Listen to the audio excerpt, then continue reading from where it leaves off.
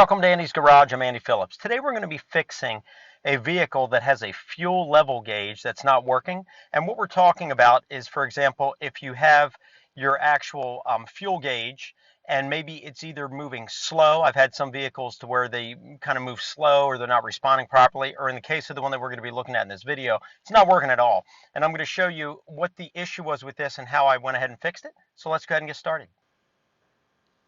Here's an example of what I'm talking about. Like, you have a vehicle here, you clearly have gas in the tank, but the needle is completely dead, not moving at all. And then we have another vehicle which has a digital one as shown here. And as you can see here, what we're getting is just a E, which is an error code. This is a decoded digital cluster panel. If you want to see a video I did on how to actually calibrate one and set one up, you can check it out via the link above, also down in the description. But basically this right here is an indication that we're not getting any reading. Now, what we have here, because in some cases, it can be the actual gauge itself could be faulty and needs to be replaced, but what we're going to be covering in this video, there's a sensor that's actually located on your fuel sending unit, or your fuel pump assembly, as some call it. And basically what that is, that's your fuel level sensor.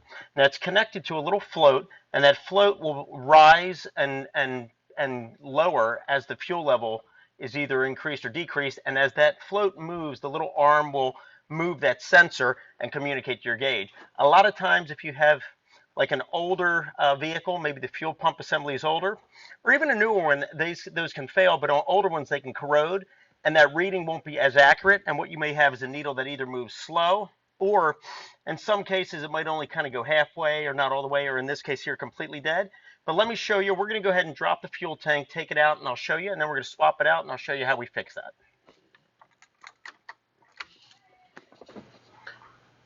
I went ahead and removed the fuel tank, and you're going to have to do that in order to get to your fuel sending unit and that whole assembly, unless you have a vehicle where you can remove it. Some cars have a panel that you can remove and access it from the vehicle, but 9 out of 10 times you're going to have to drop the tank. So you have to see how to do that for your particular vehicle. So what we have here, this is our fuel sending unit.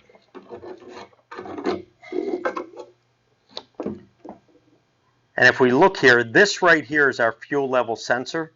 This thing is in terrible shape. And I'll get a close-up so you can see what we're looking at, and then I'll show you how a good one should look. Then we'll replace it, and we'll see how the gauge functions at that point. That metal piece right there, you can kind of see all rusted. That should normally be nice and copper, and basically what happens is you have this float here. This float,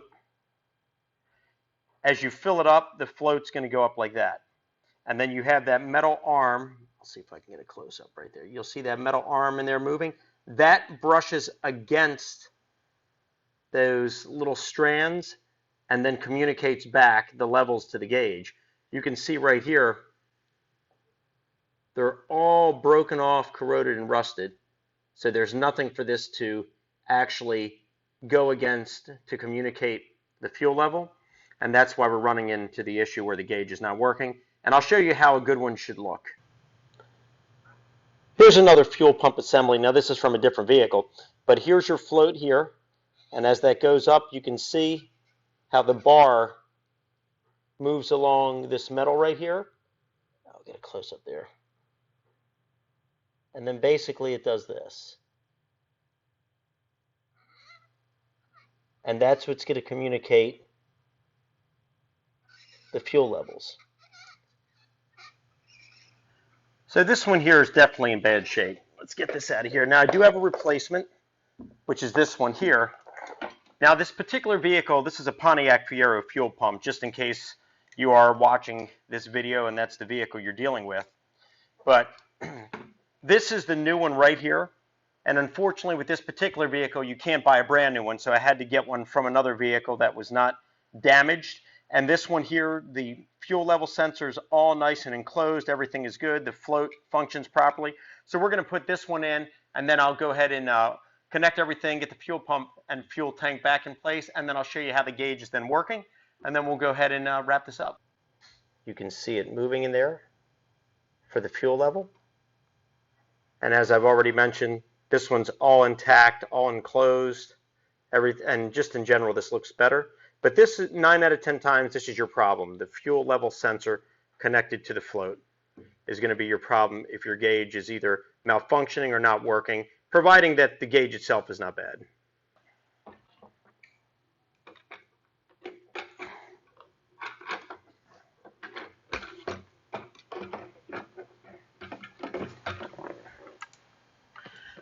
So I went ahead and I put the fuel pump and the fuel tank back in place.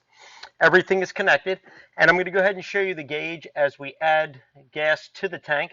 We'll be able to see if the gauge is actually working now, and I'll get a close-up, but even now it's flashing because the tank's empty. It's flashing zeros instead of the error because it's getting the reading from the sensor. But I'm going to get the camera in here, and then we'll start filling it up, and you'll be able to see it.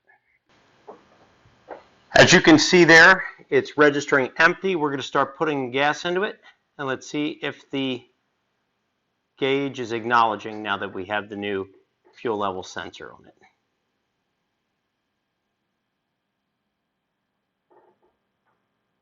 And there it goes.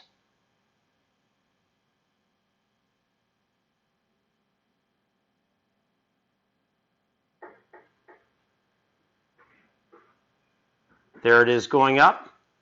So the sensor is working great as it's acknowledging fuel going in.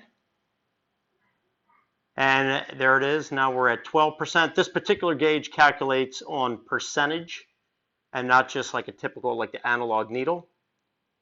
So we have it now. We're at 21% as it's filling up. And that was it. So the issue with this gauge not working was not the gauge itself, but rather, as we saw, was the fuel level sensor located on the fuel pump assembly, or the fuel sending unit as it's also known as.